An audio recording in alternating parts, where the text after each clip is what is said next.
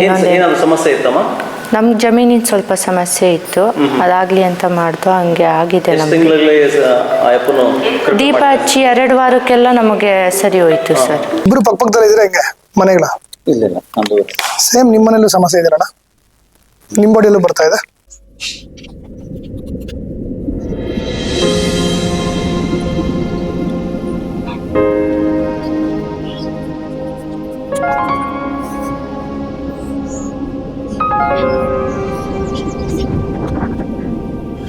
Hey guys, ಎಲ್ಲರೂ ಹಂಗಿದ್ದೀರಾ? ಚೆನ್ನಾಗಿದ್ದೀರಾ? I hope ನೀವೆಲ್ಲ ಚೆನ್ನಾಗಿದ್ದೀರಾ ಅಂತ ಹೇಳ್ಕೊಳ್ತೀನಿ.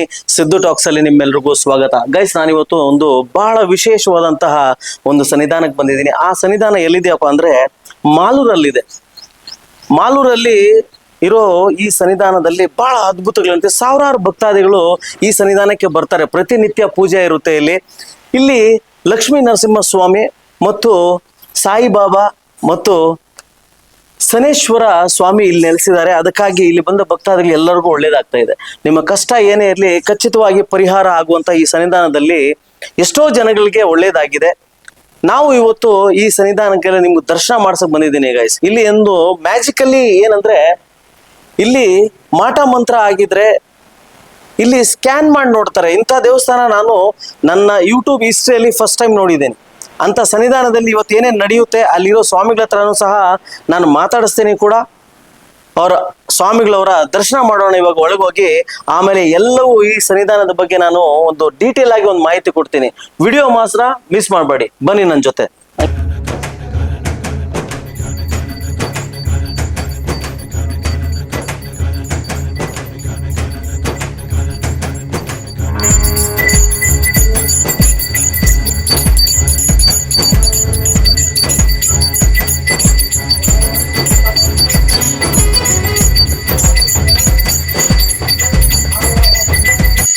ನೀವು ಇಬ್ರು ಪಕ್ಕದಲ್ಲಿ ಇದ್ರೆ ಹೆಂಗೆ ಮನೆಗಳ? ಇಲ್ಲ ಸೇಮ್ ನಿಮ್ಮ ಮನೇಲೂ ಸಮಸ್ಯೆ ಇದೆಯಣ್ಣ? ನಿಮ್ಮ ಬಾಡಿಯಲ್ಲೂ ಬರ್ತಾ ಇದೆ? ಅದು ಕೊಡಿ.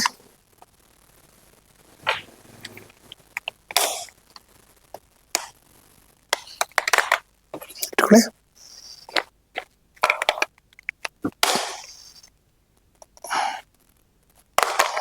ಸೇಮ್ ನಿಮ್ಮ ಮನೇಲೂ ಅದೇ ಪ್ರಾಬ್ಲಮ್ ಇದೆ. ಕೊಡಿ, ಕೂತ್ಕೊಳ್ಳಿ.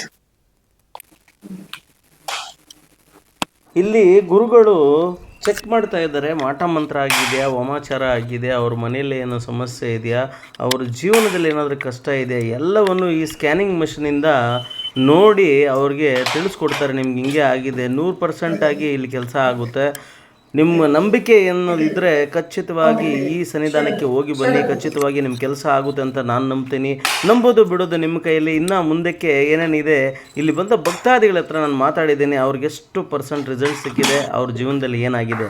ವಿಡಿಯೋ ಇಷ್ಟ ಆದರೆ ಒಂದು ಲೈಕ್ ಮಾಡಿ, ಶೇರ್ ಮಾಡಿ, ಕಮೆಂಟ್ ಮಾಡಿ ಅಂತ ಹೇಳ್ತಾ ಮುಂದಕ್ಕೆ ಏನಿದೆ ಎಲ್ಲವನ್ನು ನಾನು ತೋರಿಸ್ತಾ ಹೋಗ್ತೀನಿ. ವಿಡಿಯೋ ಮಾತ್ರ ಮಿಸ್ ಮಾಡಬೇಡಿ ದಯವಿಟ್ಟು ನೋಡಿ. ಈ ರೀತಿಯಾದಂತಹ ಭೂಮಿಯಿಂದ ಬರ್ತಾ ಇರುವಂತಹ ಕೆಟ್ಟ ಶಕ್ತಿಗಳು, ನೆಗೆಟಿವ್ ಎನರ್ಜಿ ಏನಿರುತ್ತೋ, ಇಂತಹ ಮನೆಗಳಲ್ಲಿ ಯಾವುದೇ ಹೋಮ ಹವನ ಮಾಡಿದ್ರೂ ಉಪಯೋಗ ಆಗೋದಿಲ್ಲ. ಅಂದ್ರೆ ಆ ಸಮಸ್ಯೆನೇ ನಾವು ಬರೀ ಹೋಮವನ್ನೇ ಎಲ್ಲದಕ್ಕೂ ನಾವು ಹೇಳೋದಕ್ಕೆ ಸಾಧ್ಯವಿಲ್ಲ. ಯಾಕಂದ್ರೆ ಎಲ್ಲ ಸಮಸ್ಯೆಗಳು ಹೋಮದಿಂದ ಪರಿಹಾರ ಆಗೋದಿಲ್ಲ. ದೇವರು ಇರುವಂತದ್ದು ನಿಜ, ಆದ್ರೆ ಪ್ರತಿಯೊಂದಕ್ಕೂ ನಾವು ಹೋಮವನ್ನೇ ಮಾಡ್ತೀವಿ, ಹೋಮದಿಂದನೇ ಪರಿಹಾರ ಅಂದಾಗ ಅದು ತುಂಬಾ ಶುದ್ಧವಾದಂತಹ ಸುಳ್ಳು.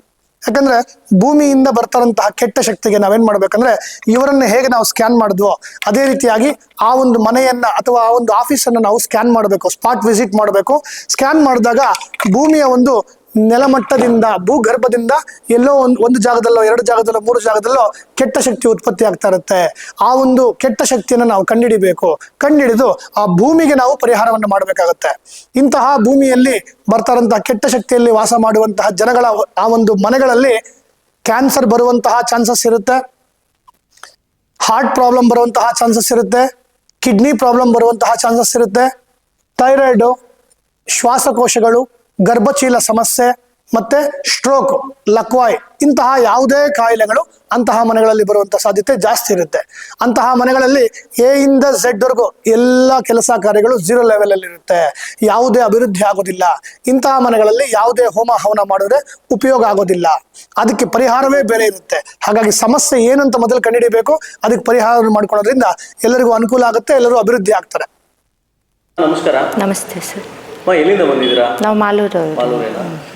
ಇಲ್ಲಿ ಎಷ್ಟು ವರ್ಷಗಳಿಂದ ಬರ್ತಾ ಇದ್ದೀರಾ, ಇಲ್ಲಾಂದ್ರೆ ಎಷ್ಟು ದಿನಗಳಿಂದ, ಎಷ್ಟು ವಾರ? ನಾವಿಲ್ಲಿ 1 ವರ್ಷದಿಂದ ಬರ್ತಾ ಇದ್ದೀವಿ. ಹಿಂಗೆ ನಮ್ಮ ಪಕ್ಕದ ಮನೆ ಆಂಟಿ ಹೇಳಿದ್ರು ನಮ್ಗೆ ಇಲ್ಲಿ ನಂಬ್ಕೊಂಡು ಮಾಡಿದ್ರೆ ಒಳ್ಳೇದಾಗುತ್ತೆ ಅಂತ. ನಾವು 1 ವರ್ಷದ ಹಿಂದೆ ದೀಪ ಹಚ್ಚಿದ್ದು ಎಲ್ಲ ನಾವು ಅನ್ಕೊಂಡಿದ್ದೆಲ್ಲ ಆಗಿತ್ತು. ಇವಾಗ ಮತ್ತೆ ಇನ್ನೊಂದು ಸಮಸ್ಯೆ ಇತ್ತಮ್ಮ? ನಮ್ಗೆ ಜಮೀನಿನ ಸ್ವಲ್ಪ ಸಮಸ್ಯೆ ಇತ್ತು, ಅದಾಗ್ಲಿ ಅಂತ ಮಾಡ್ದು ಹಂಗೆ ಆಗಿದೆ. ನಮ್ಗೆ ದೀಪ ಹಚ್ಚಿ 2 ವಾರಕ್ಕೆಲ್ಲ ನಮಗೆ ಸರಿ ಹೋಯ್ತು ಸರ್. 9 ವಾರ ದೀಪ ಹಚ್ಚಬೇಕು, 2 ವಾರಕ್ಕೆಲ್ಲ ನಮಗೆ ಸರಿ ಹೋಯ್ತು ನಮಗೆ. ಹೌದಾ? ಇಲ್ಲಿ ಬರೋ ಭಕ್ತಾದಿಗಳು ಏನ್ ಹೇಳ್ತಾರೆ? ನಂಬಿಕೆ ಇಟ್ಕೊಂಡು ಮಾಡಿದ್ರೆ ಸಾಕು ಸರ್. ಎಲ್ಲೆಲ್ಲೋ ಸುತ್ಕೊಂಡು ಶಾಸ್ತ್ರ ಕೇಳೋದು ಅದೆಲ್ಲ ಏನು ಬೇಡ. ಭಗವಂತನ ನಂಬ್ಕೊಂಡು ಒಂದು ನಂಬಿಕೆನಲ್ಲಿ ಮಾಡಿದ್ರೆ ಸಾಕು. ಇಲ್ಲಿ ಬಂದು ಬೇಡಿದ್ರೆ ಕೆಲಸ ಆಗೋದು. ಅಷ್ಟೇ, 100% ಖಂಡಿತವಾಗ್ಲೂ ಆಗುತ್ತೆ. ನಂಬಿಕೆ ಇಂಪಾರ್ಟೆಂಟ್ ಮನುಷ್ಯನಿಗೆ.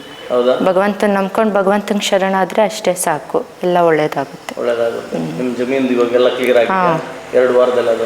2 ವಾರದಲ್ಲಿ ಎಲ್ಲ ಆಯ್ತು. ಅಂದ್ರೆ ನಂಬಿ ಅಯ್ಯಪ್ಪನ ನಂಬಿ ಮಾಡ್ಬೋದು. ಅವ್ರಿಗೆಲ್ಲ ಕೆಲಸಗಳಾಗುತ್ತೆ? ಎಲ್ಲದೂ ಆಗುತ್ತೆ. ನಂಬಿಕೆ ಇಟ್ಕೊಂಡು ಮಾಡ್ಕೋದ್ರೆ ಸಾಕು. Okay sir.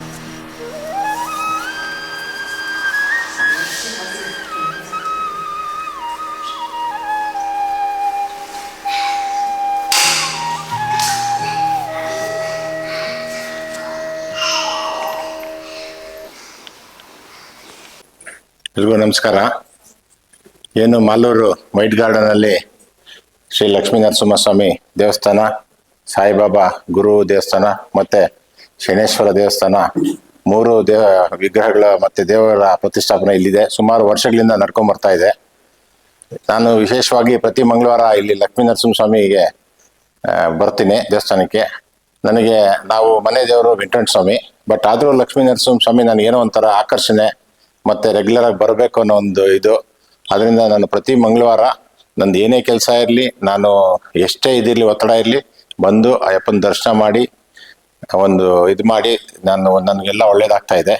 ಅದರಿಂದ ಮಾಲೂರಲ್ಲಿ ಆ್ಯಕ್ಚುಲಿ ಎಲ್ಲೂ ನರಸಿಂಹಸ್ವಾಮಿ ದೇವಸ್ಥಾನ ಇಲ್ಲ, ಇದೊಂದೇ ಇರೋದು.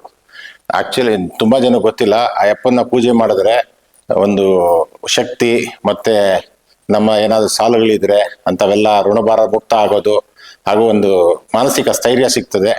ಆದ್ದರಿಂದ ಮಾಲೂರು ಜನತೆಯಲ್ಲಿ ನಾನು ವಿನಂತಿ ಮಾಡೋದು, ಅಯ್ಯಪ್ಪನ ನರಸಿಂಹಸ್ವಾಮಿನ ಪೂಜೆ ಮಾಡಿ ಅಯ್ಯಪ್ಪನ ಒಂದು ಆಶೀರ್ವಾದ ಪಡ್ಕೊಳ್ಳಿ, ಎಲ್ರಿಗೂ ಒಳ್ಳೇದಾಗ್ತದೆ ಅಂತ ಹೇಳ್ತಾ ನಾನು ಇದನ್ನು ಮುಗಿಸ್ತೀನಿ.